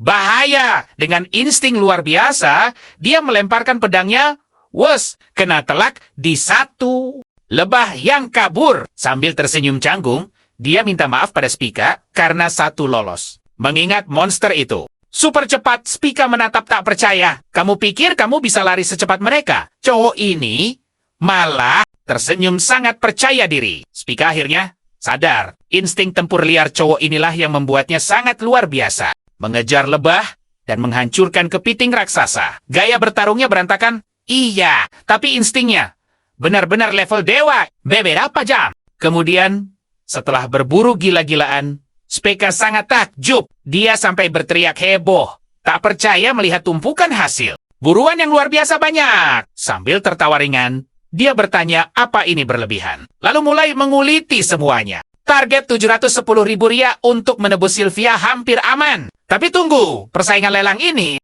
bisa saja menggila. Dia harus lebih kaya lagi. Spika yang penasaran mulai bertanya soal rumor penjualan senjata. Gila-gilaan kemarin. Begitu dia sebut angka 710.000 rupiah, Spika hampir pingsan. Terlebih saat dia bilang, uangnya sudah habis. Wajah Spika langsung merah padam. Apa dihabiskan untuk membeli pakaian dalamnya? Gila. Dengan panik, dia bersujud minta maaf ke arah tumpukan monster. Bersumpah akan melunasinya seumur hidup. Cowok ini langsung gelagapan, meluruskan kesalahpahaman gokil ini. Tenang saja, uangnya masih utuh. Dia baru berencana menggunakannya. Tak lama kemudian, mereka sampai di pasar rahasia. Spika melihat sekeliling, merinding. Tempat apa ini? Cowok kita jujur, ini rumah pelelangan. Spika langsung histeris. Dia memeluk lengannya erat. Takut dijual. Dengan senyum hangat, dia menenangkannya. Berjanji, tidak akan membuangnya kemanapun.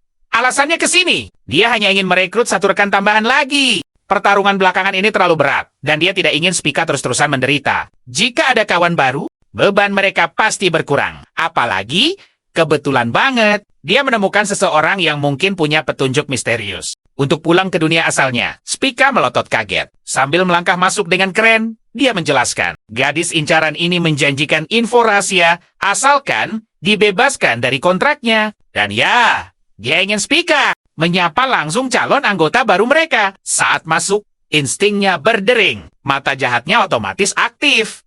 Identitas pria itu, Keith Bernstein, seorang vampir pengangguran dengan kemampuan bintang 5 super langka. Benar-benar gila. Kemampuannya alarm bahaya. Jis langsung menoleh.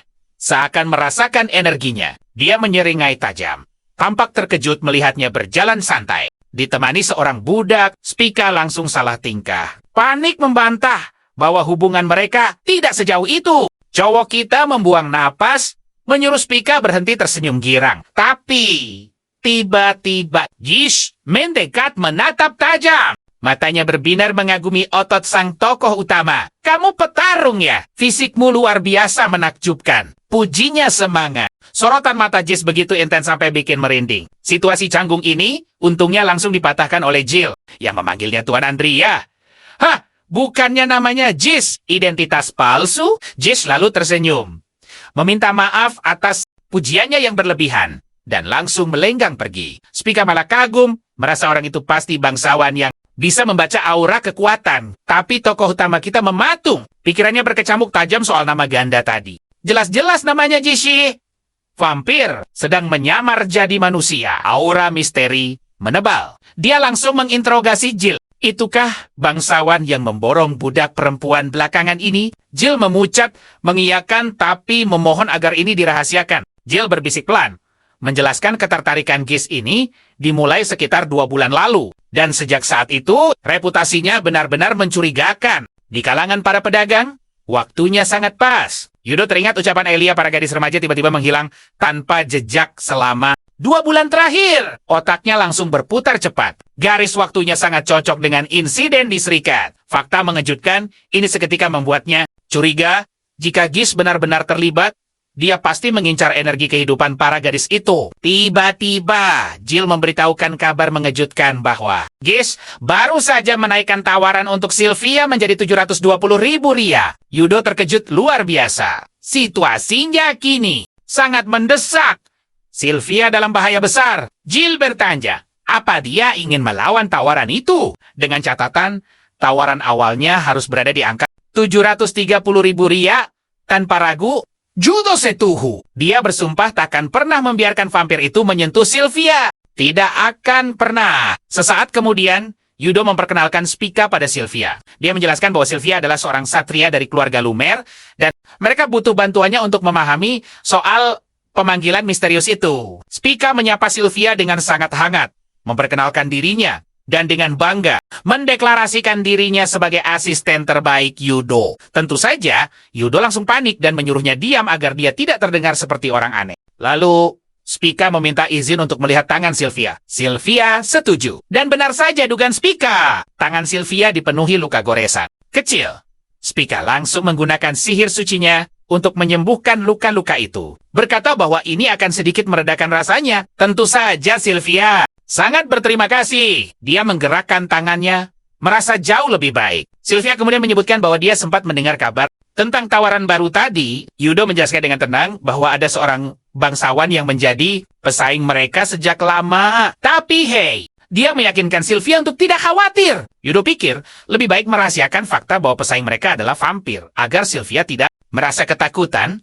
Sylvia mengangguk paham. Lalu, tiba-tiba saja dia memanggilnya Tuan Yudo. Panggilan mengejutkan ini benar-benar membuat Yudo tersentak kaget. Sylvia bertanya, apa Yudo berniat menjadikannya rekan setelah memenangkan lelang ini? Yudo jelas makin bingung. Kemudian, Sylvia menjelaskan bahwa dunia ini terlalu keras bagi wanita tanpa perlindungan. Terlebih lagi, seorang satria sejati selalu membutuhkan sosok pimpinan, seseorang yang bisa dia lindungi seumur hidupnya. Yudo menjawab santai. Dia bukan raja atau penguasa, jadi memiliki satria rasanya terlalu berlebihan. Mungkin Sylvia menilainya terlalu tinggi, tapi Sylvia menolak keras gagasan itu. Dia menjelaskan sudah melihat begitu banyak penderitaan, dan sangat hafal tatapan mereka yang melayani pimpinan arogan. Mereka yang dipaksa bekerja sampai batasnya, tanpa ada ruang sedikit pun untuk bernapas lega. Sebaliknya, Sylvia menyadari mata Spica memancarkan kebaikan dan keceriaan luar biasa. Itu bukti nyata bahwa dia diperlakukan dengan penuh kasih sayang. Spica langsung menyahut, mencuri perhatian mereka berdua. Dengan penuh percaya diri, Spica memberitahu Sylvia bahwa tebakannya tepat. Yudo dan Sylvia sama-sama terkejut saat Spica terus memuji tuannya dengan semangat menggebu-gebu. Dia bilang, Yudo bukan cuma kuat secara fisik dan mental,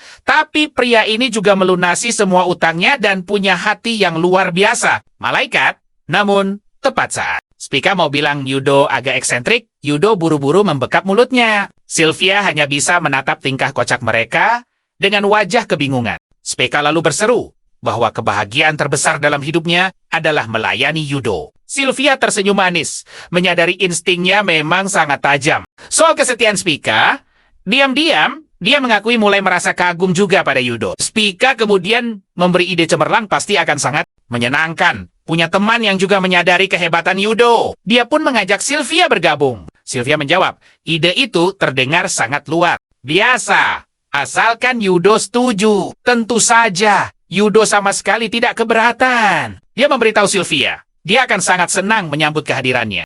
Sylvia tampak sangat terharu. Dia berlutut di hadapan Yudo dan mengikrarkan kesetiaannya. Yudo benar-benar terkejut bahagia melihat betapa malu-malu namun tulusnya raut wajah Sylvia saat itu. Beberapa waktu kemudian, Spica bercerita bahwa dia sangat senang bertemu seseorang seperti Sylvia yang memahami dan mengagumi tuannya seperti dirinya. Yudo setuju, bilang kalau kehadiran Sylvia membawa suasana segar. Spica mengangguk antusias.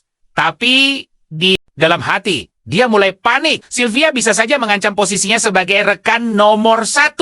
Apalagi, Sylvia itu luar biasa cantik, kuat, dan Spica mengakuinya dengan iri punya daya tarik fisik yang luar biasa. Keesokan harinya, mereka pergi ke Serikat dan disambut ceria oleh Emilia. Gadis itu mengabarkan bahwa peringkat Yudo kini naik ke level 7. Dia juga menyebutkan ada misi darurat tingkat tinggi. Jika Yudo berminat, sadar mereka butuh banyak uang untuk menyaingi tawaran gila demi menyelamatkan Sylvia. Yudo tanpa basa-basi langsung membaca detail misinya. Ini misi pembasmian kobold, bayarannya 4.000 ria untuk setiap 10 kobold yang berhasil mereka singkirkan dari sana. Spica langsung sadar. Bayaran ini 5 kali lipat lebih tinggi dari biasanya. Emilia menjelaskan dengan nada serius bahwa serangan kobold pada manusia belakangan ini melonjak drastis. Ditambah lagi Gilder si Raja Orc dari Pegunungan Regel baru saja berhasil dikalahkan oleh sosok misterius. Para kobold sepertinya memanfaatkan momen kekacauan ini untuk memperluas wilayah kekuasaan mereka. Tiba-tiba, Yudo mulai berkeringat dingin. Mungkinkah Gilder si Raja Orc itu adalah pihak yang memanggilnya ke dunia ini? Dengan suara sedikit bergetar, dia mengonfirmasi pada Emilia. Untuk menerima misi itu, Emilia mengangguk mantap dan segera mengurus persyaratannya. Sementara itu, Yudo mati-matian meyakinkan dirinya sendiri di dalam hati bahwa kekacauan ini bukanlah salahnya dan tidak ada hubungannya sama sekali dengannya. Tak lama kemudian, mereka tiba di gua perbukitan berbatu. Spica langsung menajamkan penciuman serigalanya untuk memindai area sekitar. Dia memperingatkan Yudo untuk ekstra waspada karena ada sesuatu. Bau aura jahat begitu pekat di sekitar mereka. Tiba-tiba ada suara dari belakang. Yudo berbalik cepat. Dan tebak apa? Pasukan kobold bermunculan. Mereka keluar dari persembunyian, dipimpin langsung oleh Lycerus Rhodius sang kepala suku. Bos ini punya kemampuan unik, transparansi tingkat bintang 3. Lycerus berteriak arogan, menyuruh mereka menyerahkan semua barang bawaan. Dia janji akan melepaskan mereka kalau patuh. Spica jelas langsung panik. Gadis itu berteriak memberi peringatan. Dia menjelaskan kalau para kobold ini bukan monster biasa. Mereka punya kekuatan yang sangat merepotkan. Spica menyarankan untuk mundur saja, tapi Udo santai saja. Dia mengaktifkan mata iblis miliknya untuk mengecek, dan ternyata kemampuan Lycerus cuma transparansi. Kemampuan ini memang bisa membuat si bos dan sekitarnya jadi tembus pandang. Udo langsung tersenyum penuh rasa percaya diri. Dia menenangkan Spica, bilang kalau mereka pasti menang. Ada sekitar 50 kobold di sana. Bagi Udo, ini kesempatan emas. Kesempatan cuan instan. Udo langsung menghunus pedangnya. Lycerus mencibir sinis, mengejeknya sebagai manusia serakah, lalu menyuruh pasukannya untuk segera maju. Serangan dimulai. Para kobold itu melempar batu besar secara bersamaan. Udo menyuruh Spica merunduk. Awalnya dia ragu, tapi tanda sihir di tangannya bersinar terang, memaksanya untuk patuh. Dia pun merunduk pasrah. Sementara itu, Udo mengayunkan pedangnya dengan sangat keren untuk menangkis hujan batu itu. Dengan satu tebasan kuat, dia memantulkan sebuah batu kembali ke arah musuh, dan bam, tepat mengenai kepala mereka. Dia terus memukul setiap batu dengan akurasi gila. Batu-batu itu memantul liar dan menghantam para kobold dengan kekuatan yang sungguh menakjubkan. Spica cuma bisa melongo kagum. Batu yang dipantulkan Udo menyapu bersih para kobold, langsung menumbangkan mereka dalam sekejap mata. Tapi tiba-tiba ada batu nyasar mengenai punggung Spica. Dia langsung kaget. Udo nyengir sambil minta maaf, mengaku tidak bisa menangkis semuanya. Ajaibnya, gadis itu malah tertawa ceria. Dia berteriak kalau aksi Udo barusan sangat luar biasa. Tapi, tepat setelah dia bicara, dia kena lemparan lagi di kepala dan punggung. Udo sampai takjub melihat ketangguhannya. Spica ini memang gadis super tangguh. Menyadari kalau pasukannya kalah telak. Lycerus berteriak frustrasi. Dia panik, bertanya-tanya monster macam apa Udo ini. Bos itu akhirnya menyuruh sisa pasukannya kabur secepat mungkin. Udo langsung menyuruh Spica mengumpulkan material dan barang rampasan dari musuh yang tumbang, sementara dia pergi memburu. Si bos yang tersisa. Spica memperingatkannya agar tidak pergi terlalu jauh. Ini jebakan. Pasti sudah direncanakan khusus untuk menjebak petualang. Tapi Udo sudah mantap. Dia bilang, Lazarus pasti menimbun banyak harta karun berharga dari petualang. Lain, tidak mungkin dilewatkan begitu saja. Saat Udo berlari maju, Spica memungut pisaunya yang jatuh. Dia teringat betapa agresifnya Udo saat bertarung. Dan hal itu membuatnya tersipu malu. Dia membayangkan, apakah Udo akan seintens itu juga padanya nanti? Tiba-tiba, Udo memanggilnya, bilang kalau dia sudah hampir menangkap si bos kobold. Spica jelas kaget. Dengan suara terbata-bata dia mengiyakan. Lalu buru-buru menyusulnya. Udo kemudian menjelaskan dengan santai kalau tinggal si bos sendirian sekarang. Spica menimpali. Meski bosnya tidak kelihatan, dia masih bisa mencium baunya dengan jelas di ruangan depan. Mata iblis aktif, Udo langsung memindai area tersebut. Dan tebak, di sudut yang gelap, siluet Lazarus terlihat dengan sangat jelas. Dia mengejek si pemimpin yang sedang bersembunyi itu. Udo bilang kemampuannya sudah tembus pandang. Sadar kalau penyamarannya sudah terbongkar total. Lazarus mematikan jurus transparansinya. Dia mengakui ketangguhan Udo sebagai pemilik mata iblis. Bos licik ini kemudian mencoba merayu dan bernegosiasi. Dia menawarkan seluruh hartanya, asalkan Udo mau melindungi teman-temannya di wilayah lain. Udo perlahan berjalan mendekati tumpukan harta itu, dan matanya berbinar. Ada banyak barang super langka. Zirah elemental, cincin pelindung yang kuat, dan bahkan sebuah kalung harta hitam yang spesial. Spica sampai terkesiap melihat semua harta karun langka itu. Tapi, awas! Tepat di momen itu, Lazarus diam-diam berlari menerjang Udo dari belakang. Dia tersenyum licik, bersiap untuk menyerang diam-diam. Tapi Udo sama sekali tidak panik. Dia berputar cepat dan melayangkan serangan siku yang sangat dahsyat. Lazarus langsung terlempar menghantam dinding dan pingsan seketika. Spica terpaku, benar-benar takjub melihat Udo berhasil mengalahkan monster bernama yang ditakuti para satria istana. Cuma dengan satu pukulan tangan kosong. Gadis itu bertanya, apakah Udo sudah tahu Lazarus akan mengingkari janjinya? Udo menjawab santai. Gaya kepemimpinan Lazarus menunjukkan kalau bos itu memang hebat, tapi sangat licik dan tidak bisa dipercaya. Sekalipun hartanya diserahkan, tidak ada jaminan dia akan melindungi pasukannya. Lebih baik menyingkirkan ancaman ini sekarang juga, daripada percaya janji palsu. Udo lalu menatapnya.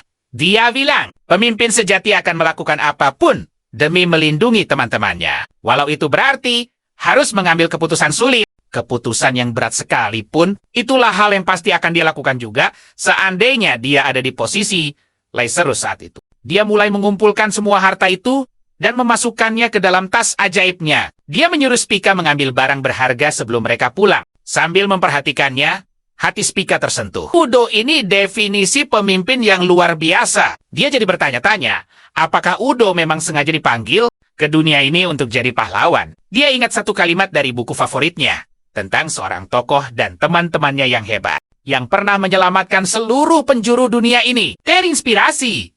Dia yakin Udo memang ditakdirkan jadi pahlawan legendaris. Tapi, di sisi lain, saat Spica sedang kagum berat pada kepemimpinannya, Udo malah asyik memikirkan ide iseng. Kemampuan transparansi ini benar-benar sangat berguna, dan dia bertekad akan memberikan kalung itu pada Spica. Begitu mereka kembali, pikirannya langsung melayang kemana-mana, membayangkan berbagai kemungkinan usil. Sisi jahilnya mulai muncul ke permukaan. Tak lama setelah kejadian itu, mereka berdua akhirnya kembali dengan selamat ke markas Guild Petualang. Mereka memamerkan pisau-pisau kobold yang berhasil dikumpulkan. Jumlahnya yang gila-gilaan sukses bikin semua petualang di sana melongo kaget saat mulai menghitungnya. 170 pisau. Emilia menatapnya, benar-benar tidak percaya. Mulai detik ini, peringkat petualangnya bakal naik jadi level 10. Spica langsung melompat girang. Dia kini resmi jadi petualang peringkat perunggu. Yudo, dia malah kebingungan. Apa keuntungannya? Emilia tersenyum hangat. Gelar ini hanya diberikan kepada mereka yang berhasil menyelesaikan lebih dari 10 misi keren. Plus, bayaran misinya bakal jauh lebih besar. Nah, baru saja Emilia mau menjelaskan hadiahnya, tiba-tiba ada suara keras. Tunggu dulu! Teriak seseorang. Semua mata langsung menoleh penasaran. Di sana, cowok berambut hijau menunjuk Yudo dengan marah. Curang! Teriaknya. Temannya yang berambut pirang ikut memanaskan suasana. Misi darurat itu baru saja dipasang pagi ini. Mana mungkin? Dia bisa mengumpulkan 170 pisau secepat itu. Si rambut hijau yakin Yudo cuma menimbun pisaunya dari awal. Padahal misinya jelas mengalahkan monster yang aktif menyerang manusia. Si pirang malah tertawa meremehkan. Menyebalkan sekali. Pisau itu tidak ada harganya kalau didapat dengan curang. Spica mulai panik. Dia berbisik cemas pada Yudo. Bagaimana nih? Mereka cuma mengalahkan sekitar 50 monster saja. Sementara sisanya hasil jarahan dari sarang. Tapi apa reaksinya? Yudo tersenyum santai. Dalam situasi begini, kunci utamanya adalah percaya diri. Dia menatap kedua perusuh itu tanpa beban. Tentu saja, semua pisau ini benar-benar dikumpulkan hari ini, tanpa ragu sedikit pun. Tentu saja, jawaban ini langsung bikin si rambut hijau makin meledak marah. Coba buktikan! Bentaknya kasar. Emilia langsung panik dan melangkah maju. Tolong jangan bikin keributan di dalam markas. Tapi mereka tak peduli. Mereka malah mengejek Yudo, menuduhnya cuma cari perhatian di depan gadis cantik itu. Mereka mencibir. Yudo tidak akan pernah bisa merebut hati Emilia. Dia itu idola para petualang. Jelas beda kelas dengannya. Sekali lagi, Emilia mencoba mendinginkan suasana. Tapi tiba-tiba, si rambut hijau melayangkan pukulan keras ke arah Yudo sambil berteriak menyuruhnya. Mengaku curang, tiba-tiba saja sebuah tangan raksasa muncul, entah dari mana. Langsung mencengkram kepala pria itu. Semua orang melongo kaget. Tangan itu ternyata milik Emilia. Wajahnya sangat tenang, tapi matanya tajam. Yudo dan Spica cuma bisa menelan ludah ketakutan. Ini kemampuan spesial Emilia yang mengerikan. Kan sudah kubilang berhenti. Ucapnya dingin. Dan tanpa membuang waktu sedetik pun, dia langsung melempar pria itu melintasi ruangan, membenturak dengan sangat keras. Temannya yang pirang pucat pasi. Emilia kembali tenang, lalu memberi peringatan. Satu masalah lagi, mereka berdua akan dilarang masuk ke markas ini selamanya. Dia mengakhiri peringatan itu dengan senyuman. Sopan yang mematikan. Yudo lalu menatap pria pirang itu. Dia merogoh tasnya dan mengeluarkan pisau unik milik sang pemimpin monster. Sambil mengangkatnya tinggi-tinggi, dia mendeklarasikan kemenangannya. Karena pemimpin monster sudah tumbang, wilayah ini pasti aman untuk sementara waktu. Nah, dia bertanya, apa ini belum cukup membuktikan segalanya? Yudo bahkan menantang mereka. Kalau masih tidak percaya, silakan bawa pisau ini untuk diperiksa oleh penilai resmi. Benar-benar malu. Si pirang cuma bisa mengumpat pelan, lalu lari terbirit-birit karena kalah telak. Setelahnya, Yudo langsung meminta maaf pada Emilia karena menyebabkan keributan. Tapi gadis itu menggeleng cepat. Tidak, justru dialah yang seharusnya meminta maaf dengan wajah memerah. Emilia merasa bersalah. Mereka harus melihat kejadian yang agak menegangkan tadi. Namun, Yudo meyakinkan bahwa itu sama sekali tidak buruk. Dia malah bilang, itu sangat keren. Ketegasan dan kekuatan Emilia benar-benar luar biasa mengagumkan. Jujur saja, perpaduan antara keanggunan dan kekuatan super itu sangat memesona. Spica sampai terkejut mendengarnya. Dia menatap Yudo yang bicara sebelak-belakan dengan sedikit cemas, sementara Emilia wajahnya makin merah merona. Sambil berterima kasih, dia segera beralih, menjelaskan detail hadiah mereka. Setelah selesai, Yudo menoleh ke Spica. Badannya sudah lengket karena perjalanan di gunung tadi. Dia mau membersihkan diri. Spica setuju, dan mereka pun kembali ke kamar. Di kamar mandi, Spica menikmati air hangat untuk mengusir rasa lelahnya seharian ini, sambil mematikan keran dan mengeringkan rambutnya. Pikirannya melayang pada satu hal. Emilia itu sepertinya benar-benar mulai jatuh hati pada Yudo. Memang sih, bagus kalau makin banyak orang yang menyadari kehebatannya. Tapi, entah kenapa, dia tidak bisa menepis perasaan. Aneh ini. Apakah nanti keberadaannya akan tergeser? Tidak. Spica menggeleng keras. Dia tidak mau memikirkannya sebagai asisten setia Yudo. Dia hanya perlu membuktikan nilainya dengan bekerja ekstra tangguh. Setelah berganti pakaian, dia keluar dari kamar mandi dan mengumumkan kalau dia sudah selesai. Dia bahkan menawarkan pijatan ringan untuk Yudo. Tapi tunggu dulu. Aneh, saat dia menoleh, Yudo tidak ada di kamar. Padahal, cowok itu sedang berdiri tepat di sebelahnya, tersenyum jahil menggunakan kemampuan barunya. Berubah jadi tak kasat mata. Melihat gadis itu kebingungan mencari, ide iseng muncul. Pelan-pelan, dia melangkah mendekat. Dia ingin memberi pelajaran betapa mendebarkannya diserang musuh yang tidak terlihat. Tepat ketika Spica sedang memanggil-manggil namanya dengan wajah kebingungan. Yudo meniup telinganya pelan. Hah, Spica melompat kaget. Dia langsung berputar kebingungan, mencari-cari. Tapi Yudo sudah menyelinap ke arah belakangnya. Targetnya, pangkal ekornya. Ya, itu titik paling sensitif buatnya. Dia mengetuk area itu berulang kali, dan seketika, Spica langsung gemetar kegelian. Dia sampai ambruk ke lantai. Tertawa terbahak-bahak memohon agar Yudo berhenti menggodanya. Yudo sadar, situasinya mulai berbahaya. Tapi pandangannya salah fokus pada pakaian dalamnya, warnanya hitam. Yudo tertegun. Tunggu dulu. Seingatnya dia tidak pernah membelikan yang warna itu.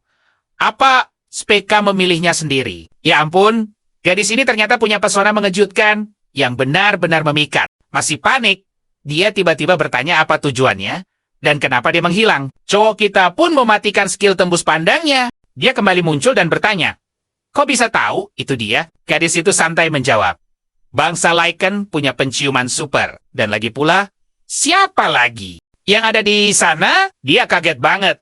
Sama sekali nggak nyangka penciumannya sepeka itu. Dia lumayan kesal. Karena jujur saja, skill menghilangnya nggak mempan. Melihat raut wajahnya, Spica auto panik dan minta maaf.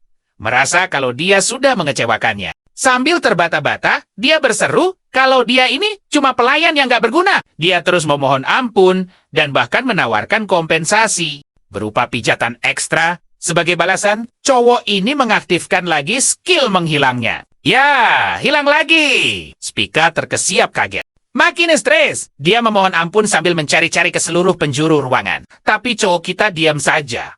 Merasa reaksinya ini terlalu imut, jadi dia memutuskan buat mengamatinya sedikit lebih lama. Sementara itu, di jalanan kota, Jis sedang berjalan santai. Tiba-tiba matanya menangkap sebuah selebaran. Poster misi tentang rentetan kasus hilangnya para gadis yang akhir-akhir ini sangat meresahkan. Dia sadar, perhatian warga yang makin besar pada insiden ini berarti sudah waktunya untuk angkat kaki dari kota. Sambil meremas selebaran itu, dia membuangnya sembarangan dan melangkah pasti menuju tempat pelelangan pelayan. Jis bergumam dalam hati, kalau sebenarnya dia sudah menetapkan target terakhirnya di kota ini. Celia Landborg. Meski sudah hidup lebih dari 500 tahun, dengan terus berpindah wadah, kecantikan Celia masuk dalam peringkat 3 besar yang pernah dia lihat. Jill menyambutnya di pintu masuk, dan dengan sopan memberitahu kalau toko mereka sudah mau tutup. Tapi Jis beralasan punya urusan super mendesak dan harus segera pergi dari kota.